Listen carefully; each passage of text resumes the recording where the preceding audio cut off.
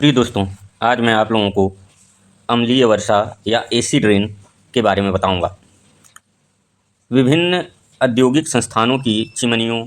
स्वचालित वाहनों, विभिन्न प्रकार के जीवाश्म ईंधन एवं युद्ध आदि से वातावरण में हानिकारक गैस जैसे sulphur dioxide, nitrogen oxide, carbon monoxide, carbon dioxide आदि गैसों की मात्रा बढ़ने पर वायुमंडल में उपस्थित जलवाष्प से क्रिया करके कार्बन डाइऑक्साइड, कार्बोलिक अम्ल H2CO3 में,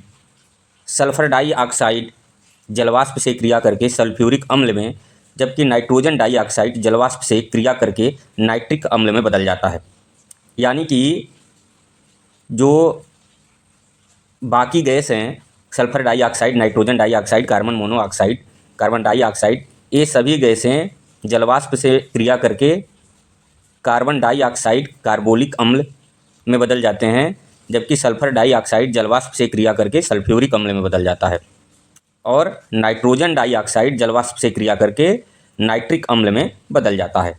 और जब वर्षा होती है तब वर्षा के जल के साथ ये अम्ल भी पृथ्वी पर आने लगते हैं, जिसे अम्ल वर्षा या एसिड रेन कहा जाता है। अब जैसा कि हम लोग इसके सूत्र को देख सकते हैं, 2NO2 nitrogen dioxide, H2O water, HNO2 nitrous acid, HNO3 nitric acid. इसका सूत्र है, कारखानों और वाहनों से निकलने वाले धुएं में मौजूद सल्फर डाइऑक्साइड और नाइट्रोजन डाइऑक्साइड जैसी गैसें हवा में मिलकर बारिश के साथ पानी के साथ रासायनिक प्रतिक्रिया करती हैं, जिससे कि सल्फ्यूरिक एसिड और नाइट्रिक एसिड बनता है। और जब ये वर्षा होती है तो वर्षा के जल के साथ ये अम्ल भी पृथ्वी पर आने लगते हैं, जिसे अम्ल वर्षा कहते हैं, जिसके प्रभाव से वनस्पतियाँ, प्राचीन इमारतें आदि प्रभावित होती हैं, जिसके कारण प्राचीन भवन तथा मूर्तियाँ गलने लगती हैं। प्राचीन भवन और मूर्तियों के गलने को स्टोन लेप्रोसी कहा जाता है या लेप्रोसी कोढ़ भी कहा जाता है। अब अगर बात करें तो सामान्य परिस्थितियों में होने वाली वर्षा के जल का जो pH मान होता है वो 6.5 होता है,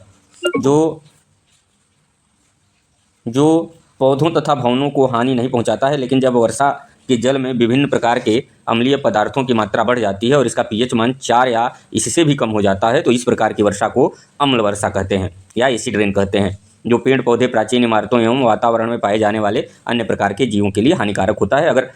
आप बाहर रहें या पशु बाहर रहें या कोई जीव बाहर रहे, अगर अम्ल वर्षा हो उसके शरीर पर पड़े तो उसके शरीर को जला देता है। कभी कभी लोग इसको ही आग का वर्षा कहते हैं कि आग का वर्षा होते हुए देखा है, जबकि वो एसिड रेन होता है, उससे शरीर जल जाता है।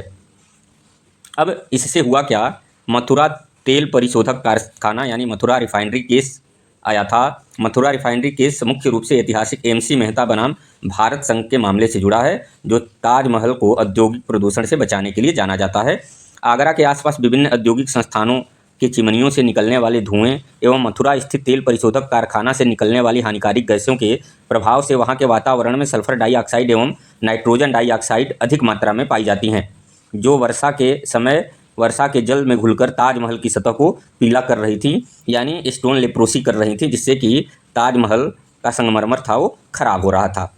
इसके तहत सर्वोच्च न्यायालय ने ऐतिहासिक फैसला देते हुए ताजमहल के आसपास उद्योगों पर भारी प्रतिबंध लगाया था। तो मुझे पूरा विश्वास है आप लोगों को ये एसिड रेन यानी अम्लीय वर्षा समझ में आया होगा। धन्यवाद, नमस्कार।